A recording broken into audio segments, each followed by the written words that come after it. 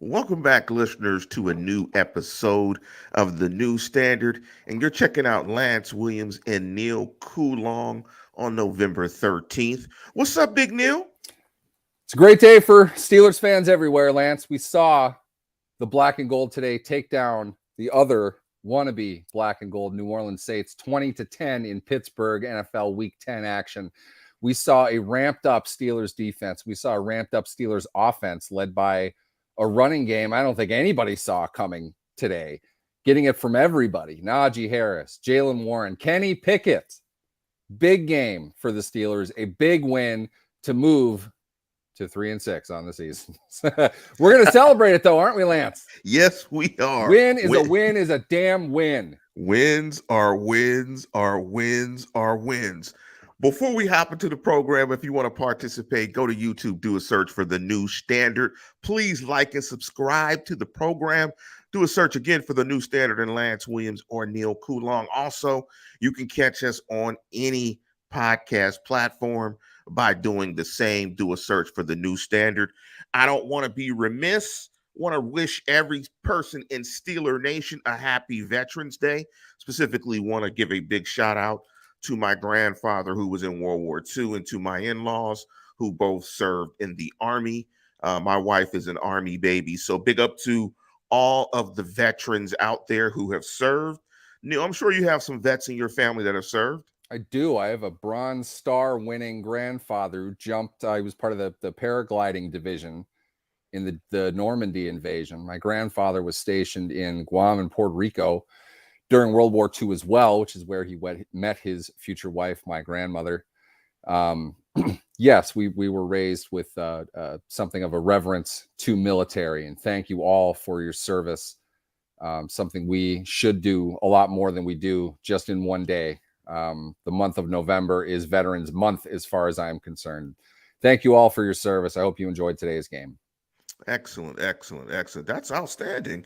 He hopped out of a plane and met your grandmama. Aren't you lucky? Two different people, but yes, okay. One of them jumped out of a plane on a paraglider, which is quite possibly the stupidest idea I've ever heard of. And the fact that I am here today is testament to the fact that he was one lucky son of a bitch, considering everything that was going on. You were lucky. Yeah. I mean, that's really what I'm saying. It gave him a Bronze Star for surviving that. Let me say something real quick before we hop into the program. Let me get it right, Neil. Did you pick the Steelers to win this game? I did not. I did not pick them either, and our special guest from Saints Wire did not pick them again. Let me just say this as we start the program. When we pick again, or I'll just speak for myself, when I pick against the Steelers, it's not because I want to necessarily. I'm a fan as much as everybody else is a fan. Hell, I'm doing a podcast. I mean, but I'm going to honestly say and see what I say and pick it the way I see it. Ultimately, I hope the Steelers go 17-0, soon to be 18-0 next year, every single season. I'm never one of those fans that hope that they lose to get draft picks, because you never know how draft picks are going to turn out. It could be Gabe Rivera. You never know. So I'm not that type of fan who wishes that they lose for draft picks. You don't win, or you don't learn to win by losing. So I hope the Steelers win every single game. So let me toss to you, Neil. Give us your overall view of this game. What you thought? I thought, honestly, it was one of those Mike Tomlin get-right games. You see a lot of those against the NFC opponents on the road, one of the teams they don't play all that much. The Steelers come out, and especially in the second half, they make all the winning plays in the winning downs. They won all of them. There was a fourth down conversion, or a fourth down stop on the defense, I mean. Andy Dalton with the worst quarterback sneak I think I've ever seen. Why they called that is beyond me. Saints definitely helped the Steelers out quite a bit today. You got two turnovers. You had Kenny Pickett play the best football he's played without even a shadow of a doubt in the second half of that game. Huge play from Deontay Johnson. You saw a great throw to Kenny or to I can't even remember his name. I'm so excited. George Pickens King George on a quick slant. I thought Pickett threw a beautiful pass to Najee that unfortunately he couldn't hang on to in the end zone. but a phenomenal game from Najee Harris. Maybe his best game as a pro, certainly the best game of the season, not even close. You saw Jaylen Warren, in my opinion, announce his presence with authority. He had an incredible run late in this game as well. DeMonte Casey filled in, I thought, very well in the general absence of, I can't think of his name either, Minkah Fitzpatrick. Sorry, I'm doing 5 things at once here. All in all, it was easily the Steelers' best game this season. Not perfect, Lance, but better than 15 points a game for sure. And they left points on the board. Let's not keep in mind you're the ultimate bad guy of this game without a shadow of a doubt either. Poor Matthew Wright has the career-killing game for him. You're not going to see him anymore. With the points that he left off the board, though, this is a much tighter game than it really was in the way that they played it. The Steelers dominated this game, particularly in the second half, and it's really nice to see them step up and control a game over the final 2 quarters the way they did today. Yeah, that Saints play from Andy Dalton was absolutely a quarterback obvious. Dumb. That's a quarterback obvious. I mean, we all know it was coming. You're okay with a sneak. It's just Dalton. If you're going to quick play it like that, Dalton received the ball, stood up straight, and then fell over. It's like, dude, you've got to get low and you've got to get forward. If you can't execute a quarterback sneak, you shouldn't be running it. Ben Roethlisberger, in his later years at 6'5" with 2 arthritic knees that aren't going to be there in 10 years, he shouldn't be running quarterback sneaks. I get that. Andy Dalton, though, if you're going to call that play, you have to do it right. It's a terrible execution. Not to take anything away from Robert Spillane that read it perfectly and made the play to get the ball back, but an awful job by Dalton on that play. And I thought Dalton played very underwhelmingly this entire game, and it's a big part of the reason why the Saints now are 3-7. What would be the opposite of a rifle? Would it be the blue slingshot? The blue would that pop be gun, the cap gun, the red rifle, the blue slingshot, the mauve slingshot? What color is mauve? I don't even know. Is it like a pink? I think. Or is that like a chartreuse? Come on, man. I only know the 8 colors in the crayon in the initial starter crayon box. I'm more or less colorblind, my wife tells me. I just remember exactly like you said, the crayons in the box. That's about it. Then when they advanced to the 64 colors, I got confused from that point on. And I could never keep all of the crayons too. I mean, chartreuse, whatever. I mean, you could have said charcuterie board, whatever. I don't even get what those things are. I don't even want to talk about that. Would have thought it was the same. Oh, George chimed in and said mauve is purple. See, we were way off. Anybody see that play that Stephon Diggs that was another one. No, mauve Jefferson is off, just like the Saints gold is off. I was arguing with a Saints fan watching the game that was really rust, not gold. That you're the black and rust, that you have not earned black and gold. They look like rust, that's for sure. Yes, they did. But I want to jump into some stats. And you mentioned the running game. And I want to, the friend of the program who will not be named said something interesting to me a couple of weeks ago. And I'm going to give you guys the numbers of the running game. He talked about the running game, about how it did not complement Najee Harris, that it was too east and west. In this particular game, we really saw Najee and the running game in general look to get really north and south in this game. Let me give you Najee's numbers, and that's the first number that I want to jump into when we talk about this game. And it's Najee Harris averaged 5 yards per carry, ran it 20 times for 99 yards, and had a long of 36. Warren looked good as well, ran it 9 times, 37 yards, 4.1 yards per carry. And they ran it all together as a team 43 times for 217 yards. 2 questions for you, Neil. Do you think that the friend that will never be named on the program was right, that the scheme needed to be adjusted somewhat to complement Najee a bit more? And what did you see in this game in terms of the running game? Why were they so successful against a team in New Orleans that typically is pretty stout in stopping the run? We need to watch it back to make sure, but I don't think we saw any significant schematic adjustments. I say that tentatively. These weren't gimmicks. They weren't trick plays. They went straight at them. They ran a lot of counters. They ran a lot of inside zone. Gap play usually is what they do, and that's what they did today. They were more successful up front. They moved guys. They created lanes, and the running backs hit the holes that were there.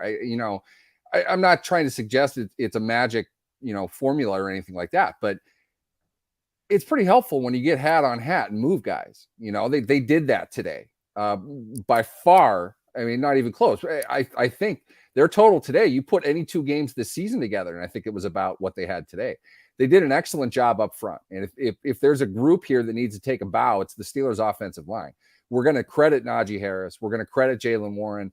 All of that is fine. I'm not saying they didn't play well, but the Steelers offensive line is what made this game happen today. And it was an incredible effort from all five of them. There were even only like 2 plays Dan Moore looked like he was completely lost. That's a season low for him. That's a great game. When you get all 5 of them, plus quality play out of your tight ends and quality running from your running backs, you're going to have success. And they went above and beyond today. All of them did an outstanding job from what I saw. We're going to watch it again. I'd like to see if they did wrinkle things up a little bit schematically. You have to think that I'm sure there's a difference or two. I don't know how big of a difference that was. I think they really just got guys. They had fires lit under their asses, and they got after guys today up front. Another number I wanted to point out on the offensive side of the ball is the number 0, and that's 0 interceptions by Kenny Pickett. Kenny Pickett finally was able to get through an entire game without turning over the football. Looked a little bit shaky. I thought the ball was coming out of his hands a little shaky to start the game. I thought he lacked a little zip on some stuff early in the game, and I thought that he was processing a little bit slow. But I mentioned to you in a tweet or in a text about that critical drive in the third quarter when they had the ball, I think, on their 2-yard line, that I thought that was possibly a coming of age type drive for a young player in Kenny Pickett, where you could kind of put your stamp on the season. You could put your stamp on the second half on the season, and you could start making this fan base and this coaching staff feel really good about the type of football you could play. What was your thoughts on Kenny Pickett's performance, particularly the no interceptions, the processing, and what was your thoughts largely about his play in the second half? I thought first half, I thought we saw a lot of Pickett being Pickett from what we've seen of him at this point, which is not a compliment. I did not think he played very well in the first half. I was pretty frustrated with it. We'll have to go back and look. And I definitely think there are still processing issues that he's having. It's great that he's able to add 54 yards on the ground or whatever it is that he got, escaping from the pressure that he's getting. But he did not throw the ball early often. Especially early on in the game. He's not getting rid of it, which typically means he's not seeing the field unless you're going to suggest that no Steelers receiver was ever open. Looked like he did just fine when he started throwing the ball a little bit more on schedule. He got decent protection. I wouldn't say great. It's a good pass rushing team. I think the Saints did a lot of things to mix Pittsburgh's protection up. But overall, first half Pickett wasn't very good. I don't think he's going to grade out very well with that. Second half, it really looked like he took it to heart. He's going to have to do something to take this game and win it. And he made some great throws. The throw to Deontay Johnson down the sideline, phenomenal throw by him. Great play by Johnson. Great read by Pickett. He saw it. And he went right where he was supposed to. Even you're leaving. He put it up right where the receiver could make a play. Johnson did a great job stacking his defender, made the play. Field flipping play. You need those kinds of things. The wheel route and the zone beater that they ran to Harris down the sideline. I thought the Saints defended that pretty well. Pickett threw a perfect pass. Now, I'm not going to bag on Najee for not catching. That's a pretty tough catch for a running back. But again, we can't base everything on results. Okay, we're not looking at results. What we are looking at with Pickett is an excellent read and an excellent throw on a very well-designed play. I thought Canada did put in a lot of plays to maximize the advantages that they had, and I thought they executed those well by and large. That play, though, would have been great if Harris could come down with that, but that would have been like a Le'Veon Bell level catch. I mean, it was tough. But Real quick, Pickett real threw a quick, great pass. That was his best throw of the day, in my opinion. real quick, Neil. I wanted to just add to your point that on a play like that where he made the right read and made a good throw, Mhm. he's going to get graded out positively on that play. And Oh that's yeah. the thing that I think all of you guys need to understand. They're grading out the play and the execution of the play. They're not grading out the result. I just wanted to throw that in there. The result is the result, but he did everything he was supposed to do on that play. But go ahead, Neil. The point being, overall, you look at those things as positives. Not everything is results oriented, meaning we can't just look at his stat line and say he was good versus he was bad. He had a bad first half. He didn't play particularly well, and it really seemed like he uncorked it a bit in the second half. And I don't just mean the big run that he had, which was nice. That, I don't know how well he grades out on that, considering he held the ball inside the pocket for 4+ seconds a couple times. You can't do that. And we saw the results of that. And if anything, Pickett's mobility saved him, and it helped the team today. But his mobility is going to develop the habit of get the ball, look, and escape. You can't do that at the NFL level. This isn't college. He has to stay in the pocket and make throws. There are going to be times where he has to use his mobility to get outside to buy more time, but he's got to deliver down the field. He's not fast enough to run like that. He's going to get killed eventually. Pickett is a reasonable athlete. He's not a great athlete. He is not an NFL scrambling quarterback. The stat line he had at one point, I think I remember seeing 11 for 19 or 11 for 20 for like 68 yards or something like that. That's the stat line of a scrambling quarterback. That's a guy that is not throwing anything down the field. He's staying in the pocket too long, and he's having to run. You do that too much, you're going to get caught. He didn't do it today, and he made good decisions in protecting the football. But the second half versus the first half was very, very different, with some issues that you hope he'll continue to build on as he goes. But he's got to get faster with his progressions. He's got to get faster with his reads, and his receivers need to help him out. What I did like, though, was they did not throw a whole lot of just simple 3-second dump offs. He's holding on to the ball a lot longer than we've seen the Steelers quarterback hang on to the ball. We just got to get to the point now where he's able to identify a receiver down the field running a secondary route or off schedule or something like that. We're hoping to see that. And Double H, I'm watching it, man. I haven't seen the ending quite yet. I don't think this is on a delay, but I'm at the 2-minute warning here. Allen's got the ball under center, and this is a huge game for the Minnesotans. Believe me, And Josh they're going Allen's nuts over this. and the alien is going to do what he's going to do. There were, I agree with you, Neil. There were a lot of plays in that first half where back foot hits, and he looks like his mind was fried and scrambled. It's exactly Like, it. It's exactly it. His looked back like foot hit, and he had no idea where to go with the ball. That's when he runs. That's the problem. When he ran. Frankly, New Orleans should have done a better job containing him. I mean, he's not comfortable throwing when he's under pressure. He's looking to run. That is a problem with a young quarterback, especially one that has some athleticism. He's going to run. Oh, my God. Josh Allen just made a throw for the ages, knocked away, unfortunately. But it's really hard breaking down Kenny Pickett when Josh Allen's on TV. Okay. I'm sorry. I'm not professional. It just, unbelievable how talented that guy is. Kenny Pickett is not even close to Josh Allen in any way, shape, or form. And that's something you have to develop, and it's something you have to build. He's not going to be. I'm not trying to compare him to Josh Allen. Josh Allen is a market of one. Okay. He is a one of one guy. Pickett needs to be able to see things that are happening quicker. I want to look at the wide angle to see where the receivers are if he doesn't have anything. But frankly, every game Pickett has played to this point, there have been, picked off. Vikings win. Vikings defeat Buffalo in Buffalo. What a game. Crazy. But I'm looking to see more out of Pickett in terms of his speed to react, his processing, looking through the options that he has. Today was not a schematic issue. For everyone who wants to yell about Matt Canada, I thought they put together a good game plan today. And I thought they left points on the board. Not only their kicker, but they could have made more plays down the field, I think. That's on your quarterback. And Pickett was great in the second half. Loved seeing that type of Kenny. Loved seeing him make decisions. Like you said, Lance, hitting his back foot and getting rid of the ball. Knowing where he's going before he's finished dropping back. He's not there yet, though, and he's leaning too much on running the ball. I promise you that's what Cincinnati is going to be drilling all week. Their quarterback, not going to know where to go with it. stay tight for 3 seconds and crash alongside him, and you're going to come up with the 10, 12-yard sacks. And we're probably going to see a couple because Cincinnati is a really disciplined defense. New Orleans didn't play like that today, and they let Pickett get away with a lot that they shouldn't have. And that's surprising for a Dennis Allen team. Let me jump into this comment from Double H.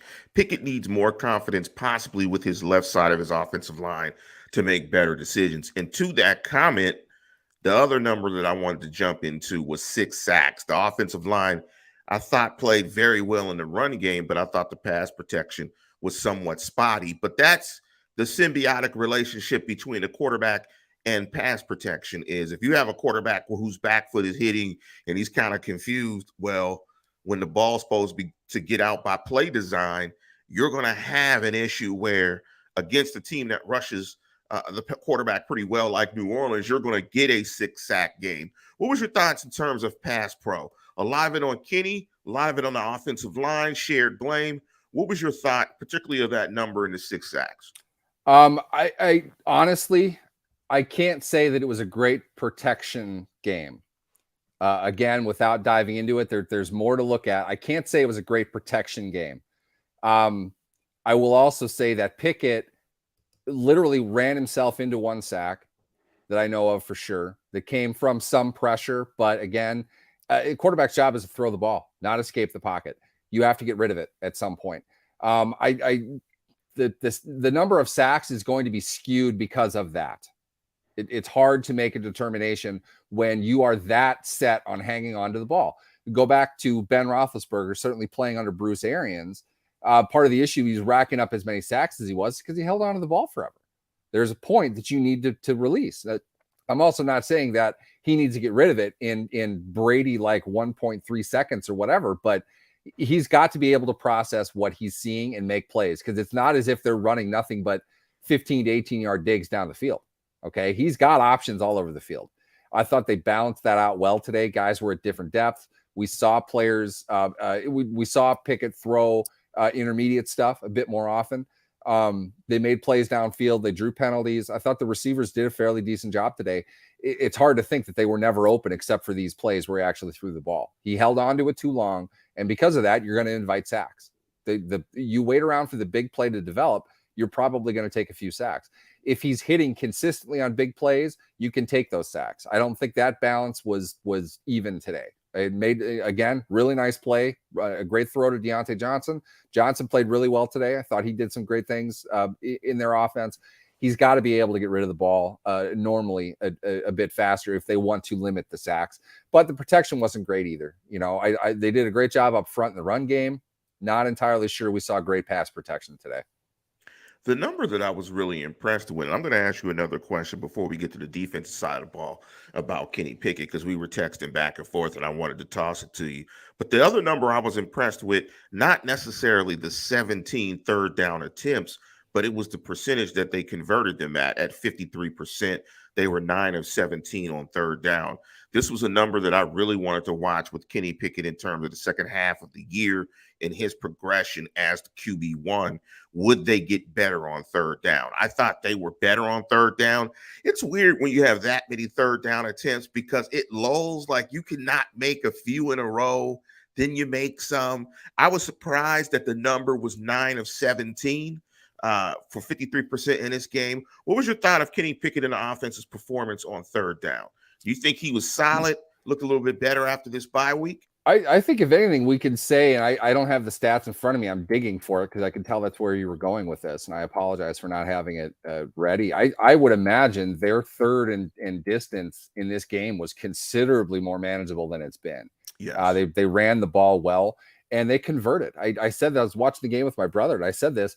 I don't recall a point in this season where they had like back-to-back great drives, but they had that at one point. In the second half, they were making plays, they were running well, they weren't having everything called back on penalties. They put a lot of good stuff together today. Now, I don't want to say I'm not looking to dismiss it completely because of the opponent, because of the fact they're coming off a bye and their opponent just played on Monday night last week. They did good things today. They executed well in their own game. They're playing against themselves. They did a much better job this week than we've seen them in the past. third down, I think, is a byproduct of that. I think they set themselves up well all game. So third down wasn't as demoralizing as we've seen it. It chunked in the end zone twice. Got to keep that in mind to set up poor Matthew Wright, who I'm fairly certain is never going to kick in the NFL again.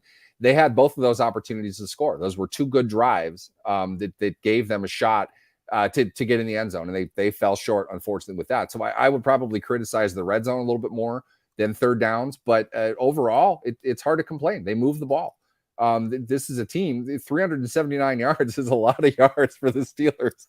We have to be excited about that, and to do that on.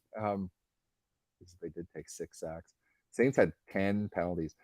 39 minutes of possession. This is insane. I mean, this is just the opposite Steelers game that we've seen them the entire season. Complete defensive whitewash. They destroyed this team. You know, the last number, and I'm glad you brought it up before we get to this larger Kenny Pickett question, before we jump on the defensive side of football, is the 5 red zone trips. That is the most this year. Now, I thought they were spotty in the red zone, but man, if you're getting 5 red zone trips, I mean, what is the saying? A blind squirrel gets a nut, or what is it? A clock, even a broken watch is right broken 2 times a day, twice a day. I'm not sure that entirely applies, but it's for them to be able to put it all together the way that they did. It shows they're better than what we've seen, but the downfall to this is they left a bunch of points on the board. You know, again, I'm you push for perfection, you don't expect it. It's not. I'm not trying to suggest that they failed or anything like that.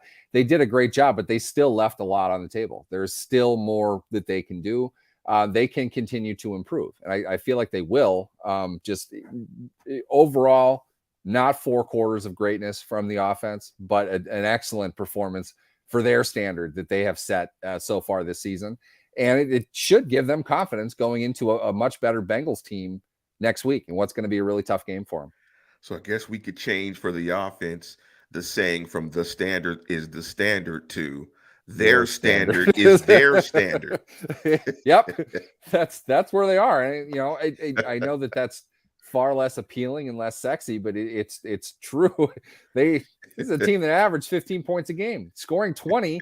It's a 25% markup of where they've been. You're happy about that. Yes. And again, I hate to bag on poor Matthew Wright, because again, he's not going to be in the league after today's shit show, but they left a lot of points on the board. He made he had 1 block that went through, and he missed 2, I think. Missed 2, 1 that got blocked from a bad snap.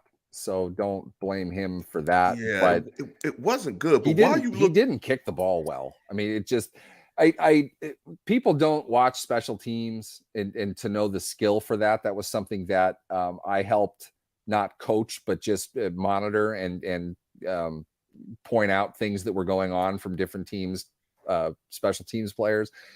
Matthew Wright is a much better kicker than what we saw today. Fundamentally, he's a better kicker. He didn't look comfortable at all. I maybe the first one got into his head. Maybe the conditions just didn't work for him. He really, really hooked 2 of those. Not even the one that got blocked. The 2 that he missed straight up were bad kicks. It just, again, at that level, you're not going to get another shot after a game like that. You're going to be done. He is a better kicker. He has been a better kicker than that. But you know what? So was Josh Scobie before that game. So was Mike Vanderjagt before that game. That's the way it works. You know, kicking is an absolute zero-sum game. You are only remembered as much as your last kick. And Matthew Wright probably kicked his last one. I would strongly suspect. It makes me wonder if Nick Skiba was not hurt or something, which is why they didn't bring him back. If he is healthy and he is not somewhere else, which I don't believe that he is, I would imagine that Matthew Wright's going to be cut and Skiba will be signed. We'll see that probably by Tuesday at the latest. And this is the most we will ever talk about special teams on this show. I promise I you love guys. if you guys are special teams people, hit me up. I love talking special teams. STs. Let's jump into this comment. A couple of comments by new listener, and I'm not going to try to pronounce his full name, he or she's full name. I'm just going to say, I think Gabar. I'm going to go with the first because I know Jabbar is J-A like Kareem Abdul-Jabbar. So I'm going to go with Gabar because it's a G. Kareem. I'm going to go You're with the greatest. My I'm dad gonna, says you don't work hard enough on defense. I'm going to go. That is the greatest scene in movie history. Airplane. If you guys don't know that. The hell I don't.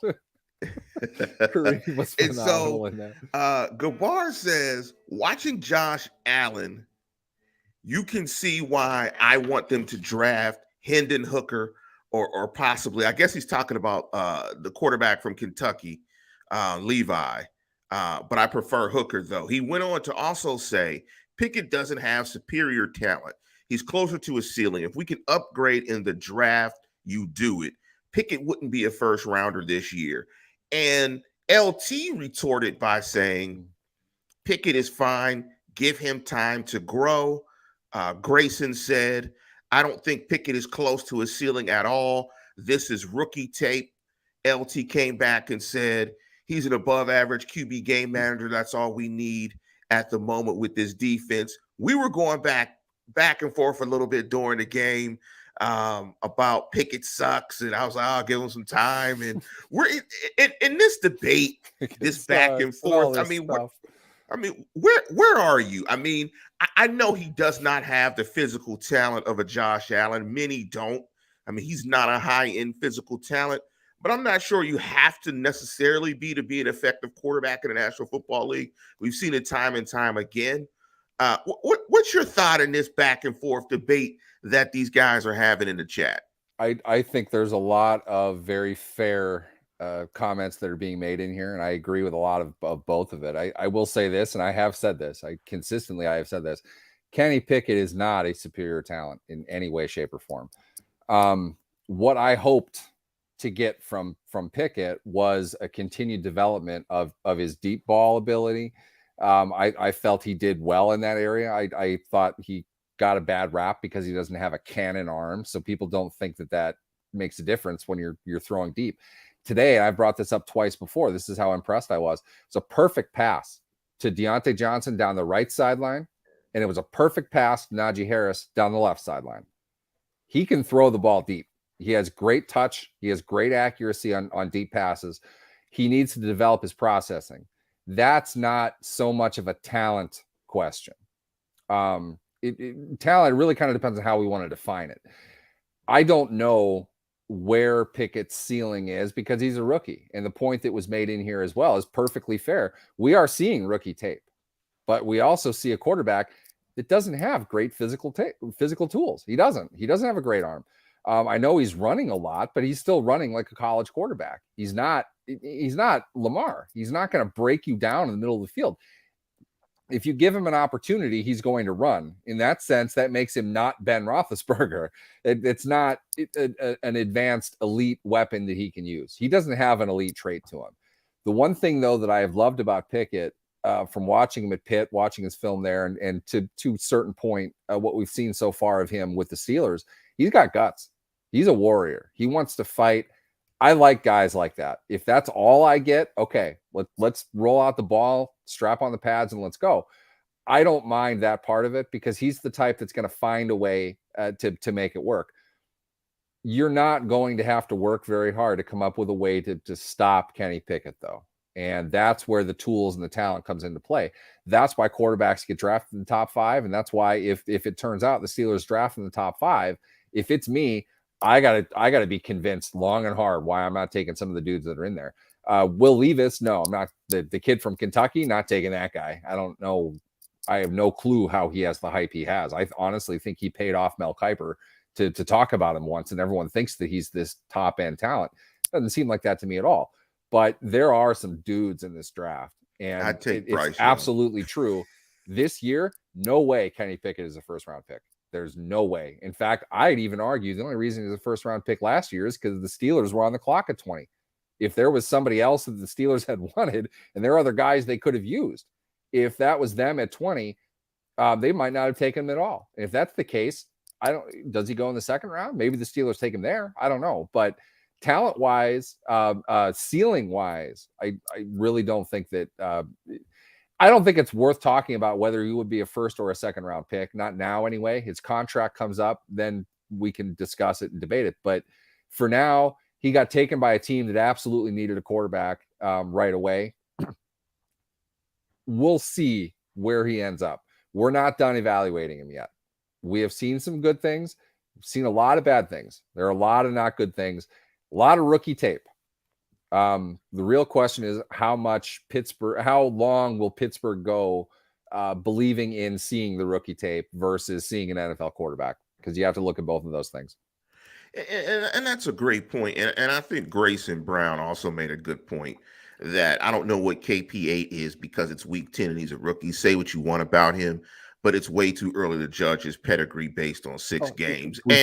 We can only judge what we see. Yeah. Okay. I'm not saying make a determination. I'm saying let's talk about where he is right now. Right. We have no idea where he's going to end up. We saw better things today. I know that. It looked a lot better than he did against Buffalo. I know that. We're happy with that. It's not going to be 4 quarters good enough to get this team through the AFC playoffs in the next 5 years. It's not playing at that level. What does he need to do? That's what we're talking about here. We're not putting him into a certain mold that he has to be in. Okay. It gets tired. People want to reject the idea of criticizing him because he's a rookie. He's an NFL player. That's what he is. Yeah, he's getting Before graded, he's a rookie, he is an NFL player. He's being paid. He's a starter. We don't expect him to be Josh Allen, but you have to look at both things. What he's doing well, what he's not doing well. And I don't think I'm unfair in what I've said about him to this point. In fact, if anything, I'm probably a lot nicer than I was before this game today. He's put some bad tape up there already, rookie or not. You're absolutely right. I mean, the game isn't going to apologize to him or for him. I mean, you've got to play the game, and what you do in your film is your film. I mean, the game is unapologetic.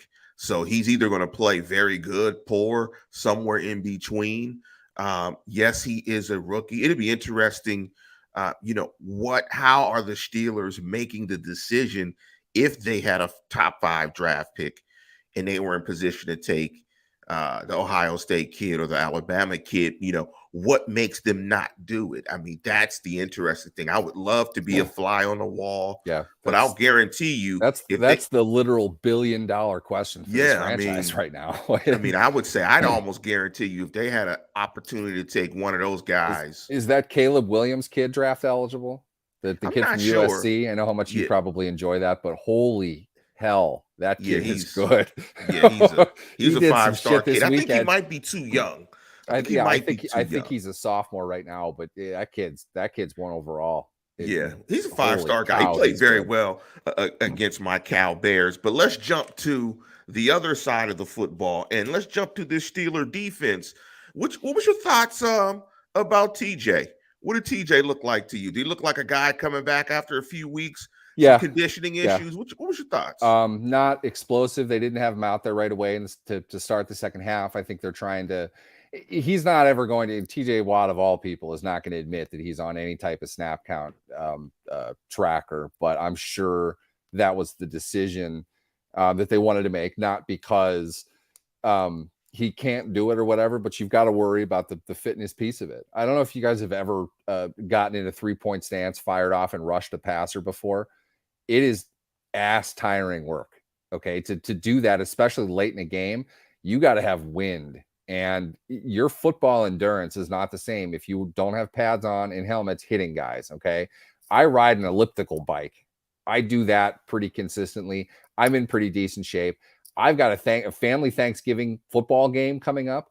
I'm going to be sucking wind about 5 plays into that. It makes no difference what my cardiovascular conditioning is when I'm hitting people. It takes a lot more out of you. Watt wasn't back. He wasn't as explosive as you'd like to see. He contributed well. I thought he made a couple plays there, but he's not Watt. I didn't expect to see him as TJ Watt for another week or 2 at least. Let's give him a chance to get his wind back, to get his strength back, and hopefully you can still get 5 great TJ Watt like games out of him. You know, the interesting thing was the Steelers did get 2 sacks in this game, which is more than they typically get. Uh, do you think there was any TJ Watt effect? I mean, he was still getting chipped, and Yeah, they were still giving they him. put 3 on him a couple times. They Yeah, I doubled him mean, and then put a back behind them. We saw that. I wouldn't say that that was an effect as much.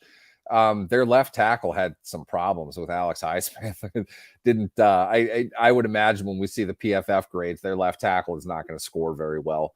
Highsmith made some nice plays, isolated one-on-one situations. Maybe the running back not chipping on him because they assign him to Watt as opposed to stay up and float between either side, take the free rusher, whoever that happens to be. Maybe some of that. Overall, though, I wouldn't say so. I think Highsmith just beat him. He was the bigger man today overall.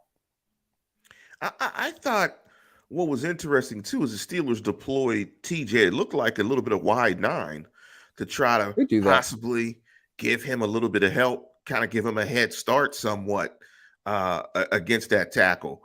But they were still chipping him with with the wide nine. I mean, he was getting hit by a back tight end and and the tackle. That's the thing. It's a good point. It's a fun one to make when they line up Watt wide like that and they put him down in a 4-point stance.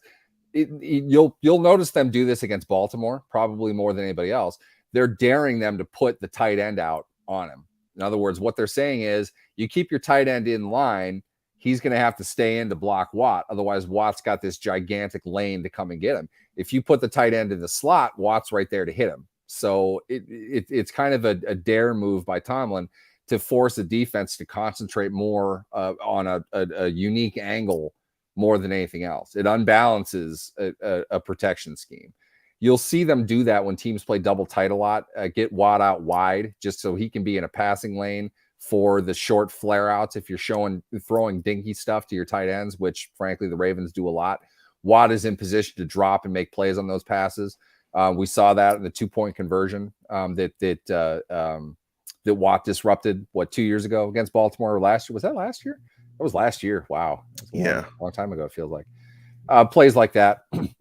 Yes, I'm glad LT brought up Levi Wallace's interception. You know what that was, Lance? Levi Wallace's interception? Straight up man defense.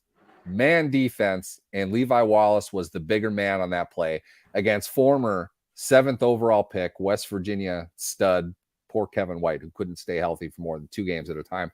Levi Wallace got beat on that play. He rallied, he recovered, he stayed with it, made a great play on the ball, and battled a much bigger dude for possession coming down. It was a great play by Levi Wallace. And you could tell Mike Tomlin was super excited because that was textbook. I was hoping William Jackson would come in to make those kinds of plays. It's great to see that in William Jackson's apparent 4-week injury that nobody knew about, you got to see Wallace step up, kind of shake off a little bit of the criticism that he's gotten and make a big play for his team. Well, thank you, LT, for bringing that up, and we were going to get to that. So let's just jump into those numbers real quick. The 2 interceptions by the Steelers secondary, and you made a lot of mention about KZ earlier in the show. Was there a KZ effect in this game? Here's what I'll say about that. One, I really was not very familiar with DeMonte Casey going into this game. I think he might be my favorite player on the team now. Not because of the plays that he made, but you know what he was more than anything? He was the combination of Mike Mitchell wearing number 23. I couldn't ignore that, with the hype man sort of personality of TJ Watt. I absolutely love the guy, and he made plays on the ball. But more than anything, did you see him? He was the first guy to celebrate with any of his teammates that made a play. It looked like he had so much fun being out there playing with the group that he was with. He was in the perfect position, exactly where he was supposed to be on that interception that he made. That wasn't him. I mean, it was a great play by his teammate. He got it. What about the end zone celebration of the year, in my opinion? Just run down and chuck the ball into the second deck. I love this guy. That's my kind of player. I love everything about him. I loved his game today. I'm very excited to see what they're going to do with him, because you saw the Steelers double tap when I can't remember his name either. I've done this 3 times today. Terrell Edmonds jumped about 8 feet in the air to 10 tip the feet. one pass that KZ came over and then knocked away from the defender. They're rallying to the ball. You love to see that out of a defense. And they were dominant today. I think quietly, they only had 2 sacks, but 2 big turnovers, a 4th down stop. They defensively, they dominated. That was their best defensive game of the year. And it might be the best that they've had in 2 years. I mean, they completely suffocated that team. And yes, Andy Dalton's the blue, what do we call him? The blue slingshot. The blue. Not exactly lighting the scoreboard up, and you don't expect him to, but that's a dominant performance. And whether KZ was directly influential to that, I'll take that guy on my team all day. Okay. The guy that celebrates with his teammates first, along with making other plays himself, that's rallying to the ball, that's getting everybody fired up. I want that guy. I'm going to give myself a little bit of credit for the blue slingshot. That shit is funny. Oh, that's a good one. And I'm going to combine a couple of numbers because you kind of brought them up in terms of evaluating how good of a performance this was for the Steelers defense. You know, in this game, they only gave up 29 yards rushing, and the Saints only had 150 net yards passing. I mean, that is still Curtin-esque type defense. Yeah, that's an absolute. And the Saints only averaged 4.1 yards per offensive play, and they only ran 45 plays. I mean, this was a fantastic performance by this defense. We can honestly say the Saints offense was as bad as the Steelers offense has been all year. It's crazy to be on the other side of this. It's so much more fun. It is more fun to see that. The other number that was incredible was just how well the Steelers played on 3rd down. They held the Saints to 3 of 12 on 3rd down, 25%. And the Saints had it incredible. And you brought it up earlier in the show.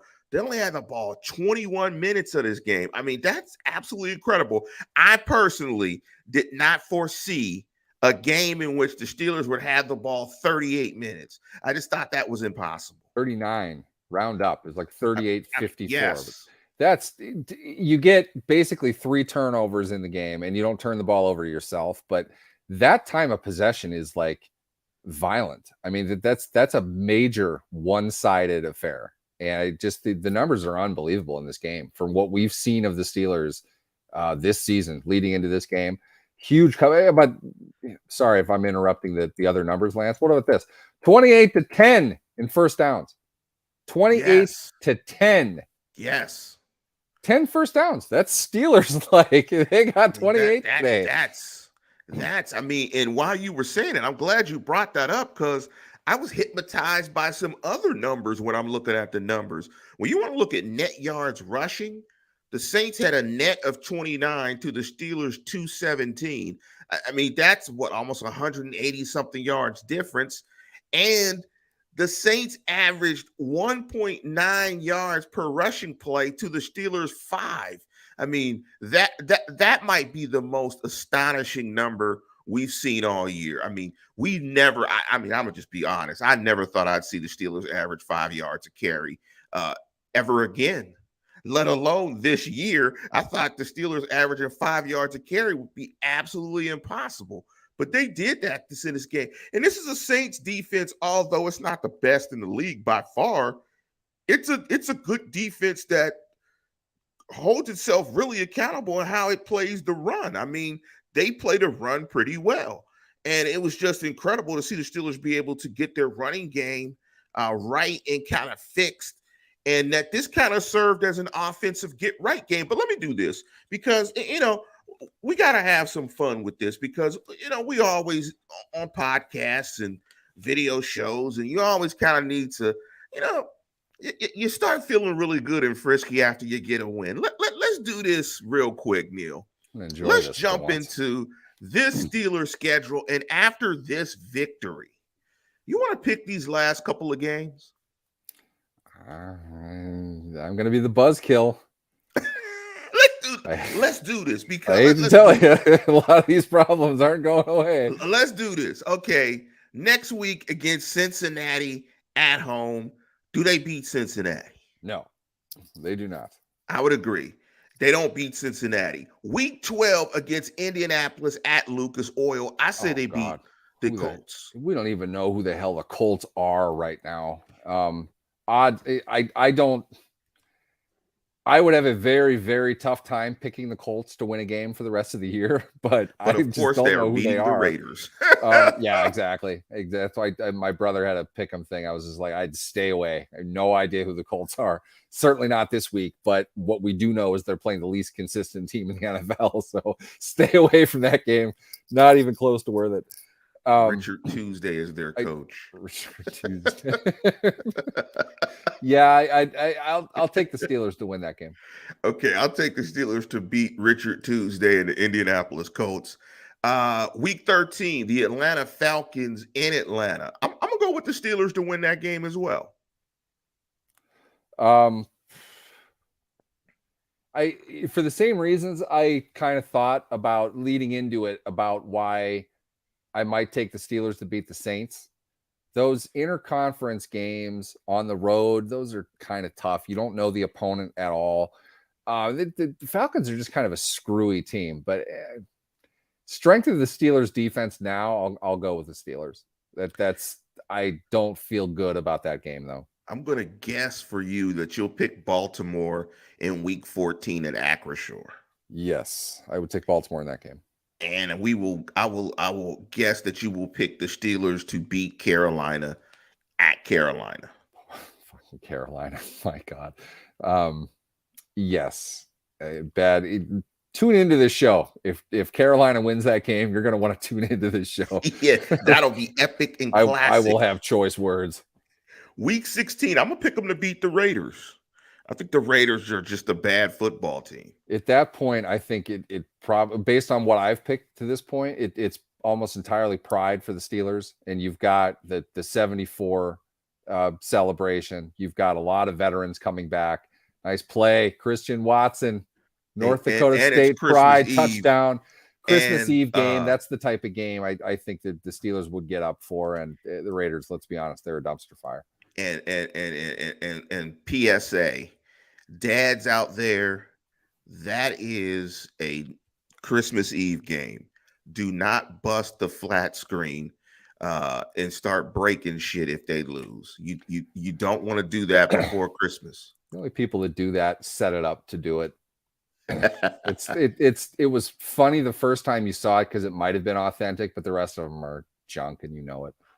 So they're looking at the camera before they start. Let's get to the rest of the schedule here. Let's see here. After that Raider game, they have two division. They close with two divisional games against Baltimore. I'm a pick that they lose to Baltimore at M&T Bank, and I think they beat Cleveland in Week 18 at home. Yeah, because I think that'll be this year's rendition of the Browns team that's completely fallen apart, doesn't give a shit, and is aware that their coach is about to get fired, so they really don't care. And Pittsburgh rolls 26-7 or whatever the average score of those games is. So I got them finishing. I originally picked them to go 7-10. So if they win 5 games in the second half of the season, I got them going 8-9 to end the year. And if they were to win 5 games, it's like you said on numerous shows. If they go 8-9 and they win 5 games in the second half of the season, it'll largely be because Kenny Pickett has played quality football. If they go 8-9, they will not have the opportunity to draft one of those quarterbacks. And Definitely Kenny Pickett will have answered that question with his play and their maybe. record. Maybe. Did he today, or did he play a horrendous team on the road on a very short week of them coming off of a bye? Yes. If I have to play devil's advocate, I will. I just, he didn't play four quarters today. I know that. You're right there, Neil, and that's why I love the way coaches evaluated. They're not going to get enamored with the result like I am, or maybe Neil might. If they just go 8-9, they're going to be able to drill down into why they're 8-9. They have the why, and that's the beautiful thing about the coaching staff, their level of professionalism. They're experts at it. We might not think they are, but they're experts at it. They do football every day. And so they are going to be able to break down why the Steelers go 8-9 if they do, in fact, go 8-9. or they're able to break it down if the Steelers go 5-12, why they go 5-12, if Kenny Pickett really played good football when they went 5-12. So it's you don't really know, and that's the beauty of it. There's that mystery here in terms of how the coaching staff is evaluating. But before we get out of here, man, please like and subscribe to the show. Please do that. Again, we want to give a big shout out to all the veterans out there. Happy Veterans Day to everybody. Thank you for your service. Neil, before we get out of here, is there anything you want to jump into? I know there's one thing you want to get to, you want to say. I want to just clear the deck and give it to you. Yeah, I want to just throw this out to everyone just in case you're wondering or hear any crazy rumors. I resigned my position with USA Today Sports Media Group as the managing editor of the NFL Wire Network. And as of tomorrow, I will be working for Sports Illustrated. I was hired as their breaking news editor, largely the front page editor, going over stories, selecting them probably more than anything else. I am very excited. I get to say that I am working for Sports Illustrated, which believe me, I never thought I was ever going to. It's a great group, very, very talented young men and women there. Really looking forward to digging in, working with them, and raising their already fantastic reputation to a higher level. Very excited. It's going to be great, Lance. I know you're excited as well. For me, because I work with somebody who works for SI. Before, or probably more than anything else, I don't have my USAT laptop anymore. Now I've got a fancy Mac one that you swear by. And yes. What did you tell me I look like? I look crispy now. Crispy. Yeah, feet looks crispy. Let me ask you, I look pasty white to me. In your role, are you competing with Schefter? No, I wouldn't say that. It's what this really is more of the news aggregation that you'll see on a front page. We have SI has people that will look to break news, obviously, and we'll have that if and when they do. The people that I'm managing are right now, for example, going over all the highlights of the game, probably writing something up on how Justin Jefferson is a complete stud and had a monster game and a win against Buffalo today. Najee Harris had a huge win. The spot news that comes out, breaking news is probably a little more intense of a title, what it really is. The idea is a blanket coverage across all sports. It's not just football either. We'll be doing everything, so I have to pay attention to those other sports they play. Apparently, there's something called hockey that guys play. I don't know. Football with an F. Football. BOL. Lots of other things that I am really excited for. I appreciate your support, Lance, and you can thank them for the better computer, everyone, because I'll bet I sound a lot better. I don't think I look any better. I think you just see how I normally look like, a little bit more clearly than usual. But same headphones and everything. Very excited. So starting tomorrow. We're going to continue to have the Wire editors on as our guests. Chris Rolling of Bengals Wire, one of our favorites, will rejoin us. He was the one who warned us in week 1, Lance. Remember when we were predicting like 66-10 Bengals win? Now he said, no, hold on, wait a second. And Chris was right. I don't think anybody could have predicted that game, but Chris will be back with us on Wednesday. Very excited for that. And we got the rest of them lined up after that. Well, when you take the flight for the swimsuit model shoot, yes, that's call I've heard me. That joke a few times. And You'd be surprised.